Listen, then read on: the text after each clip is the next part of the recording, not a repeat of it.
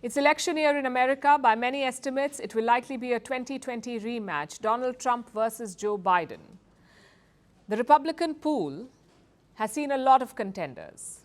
Ron DeSantis, Vivek Ramaswamy, even Mike Pence, but none of them could stand up against Donald Trump. The former US president remains a clear favorite among his party and the people. He's leading in most states, he's leading in most polls, but something strange is happening in New Hampshire. Trump had a sizable lead here, but that's been reduced to single digits. And who is giving him competition? It's Nikki Haley. In New Hampshire, Trump is polling at 39%, Haley is at 32%. So she is a wild card candidate who's definitely having a moment. And when I become president, we will end this national self-loathing that's taken over our country, where people say America's bad or America's rotten or America's racist. We will go back to where we say we love America. But will she become president? Can Nikki Haley stand up against Donald Trump? Can she win the White House? Let's start with her background. Nikki Haley was born in South Carolina to Indian immigrants. Her full name is Nimrat Nikki Randhawa. So Nikki is her middle name, and that's what she goes by. At 31 years of age, Nikki Haley turned to politics. She ran for state legislature. She won against a Republican incumbent. And since then, she's only risen up the ranks. She served as the governor of South Carolina. She was on the Trump cabinet. As the U.S. ambassador to the United Nations, Nikki Haley was in fact the first Indian American to be on a presidential cabinet. So it's been an impressive career. But is it impressive enough to take on Donald Trump? Because he's leading national polls by 50 points. It's a massive lead. Usually, any candidate with a lead like that is unlikely to lose. And yet, this is Trump. He has legal challenges. And then there are other challenges, like New Hampshire. The New Hampshire primary is on the 23rd of January. That's where Republicans will choose who they want as their presidential candidate. If Nikki Haley wins here, and it's a long shot still, it could change the race. It would show that Trump is not unbeatable. It would give Nikki Haley's campaign new momentum, because to beat Trump, Haley needs 3 M's: money, media focus, and momentum. She has the first two. Now she needs to build momentum.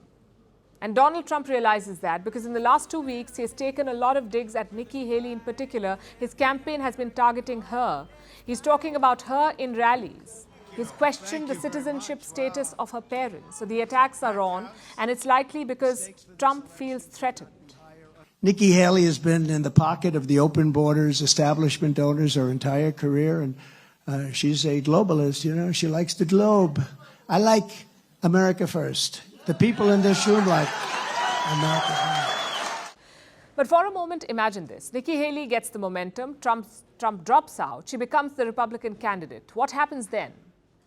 Can she also win the White House? Can she become the first female US president? When Trump entered the political scene, he made a lot of noise. He was anti-immigration. He was pro-tweeting. Trump was an anomaly. Nikki Haley is more establishment. She is a through and through Republican. She's a conservative, and she's pro-business. She wants to cut taxes. She wants to reduce government spending. She's a foreign policy hawk. She wants to stay in NATO and support Ukraine. So basically, everything that Trump does not want, which may appeal to many Republicans. But what makes her even more appealing is that Nikki Haley is more moderate than most Republicans. Look at her views on abortion. Most Republicans want an abortion ban in the US, but Nikki Haley has called for consensus. She's acknowledged the complexity of this issue.